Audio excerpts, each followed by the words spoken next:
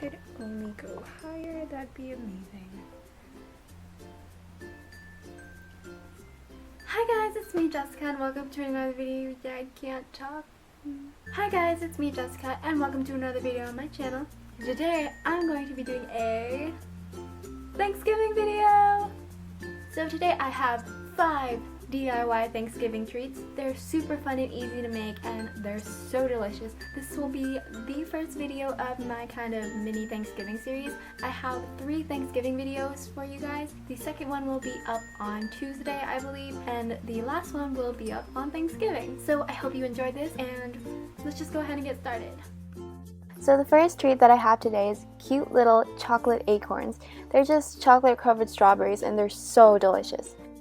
So the things you will need will be strawberries, milk chocolate, or this chocolate that I bought specifically for strawberries, white chocolate, and mini marshmallows. So the first step is, of course, to wash your strawberries. Then you can go ahead and dry the strawberries with a paper towel. Then at this point you want to take each strawberry and you want to cut off the leaf part. And I just repeated this until I took all the leaves off of these strawberries. And here I just have a baking sheet lined with parchment paper. Go ahead and melt your milk chocolate and cover each strawberry in chocolate. I use a skewer to help dip the strawberries in the chocolate. It was just a little helpful, but if you want to do that too, it's just a little helpful tip. And then I put the strawberries in the fridge to cool down. After about 30 minutes or so, I took the strawberries out of the fridge and I got my mini marshmallows. And I took some more melted chocolate and I attached the mini marshmallows to the top of the strawberries. I then let the strawberries sit in the fridge again for another 30 minutes or so. And then I took them out again, and this time I melted some white chocolate. And I dipped the top of the strawberries into the white chocolate. Then I covered the tops of the strawberries with chocolate sprinkles. I repeated this process until each strawberry was covered in chocolate and sprinkles, and then I let them sit in the fridge until they were hardened. And then you're finished! They're just so delicious, and I honestly ate them all in one sitting because they were just so good, but let's just go ahead and move on to the next one. Okay, so the second treat that I have for you guys is apple croissants, and oh my gosh, these are probably the easiest to make. All you need is hilsbury croissants, brown sugar, cinnamon, and apples. So first I opened the hilsbury croissants and then I laid them on a baking sheet lined with parchment paper. I then sprinkled brown sugar on top of each of the croissants. I added a little bit of cinnamon just to give it a little kick. And then I cut my apple into apple slices. Then I placed 1 apple slice on each of the croissants, then I rolled them up into a croissant.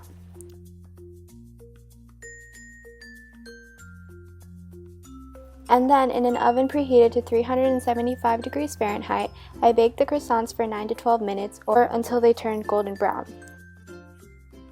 And that's it. Honestly, they were just so easy and so delicious, so I hope you guys enjoy that. And let's just go ahead and move on to the next one. Okay, so the next treat that I have for you guys is mini caramel apples. And all you will need will be apples, melting caramel balls, sprinkles, lollipop sticks, and a melon baller. The first thing I did was use my melon baller to scoop out little apple balls out of the apples. Then I took a lollipop stick and I stuck it into the mini apple balls. Next I melted the caramel and I took the apple balls and I covered them in caramel. Then I added sprinkles to the apples and then I let them sit in the fridge until the caramel was hardened. And that was it. These were honestly probably the fastest to make and they're so adorable and they're perfect for little snacks during the Thanksgiving holiday. So on to the next treat. So the next treat is probably my favorite. It's cute little turkey legs.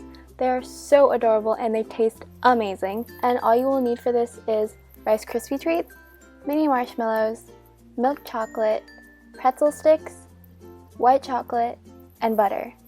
I just took a baking sheet lined with parchment paper and I took my pretzel rods and I broke them in half. Then I melted some white chocolate and I took 2 marshmallows and stuck them into the sides of the pretzel rods.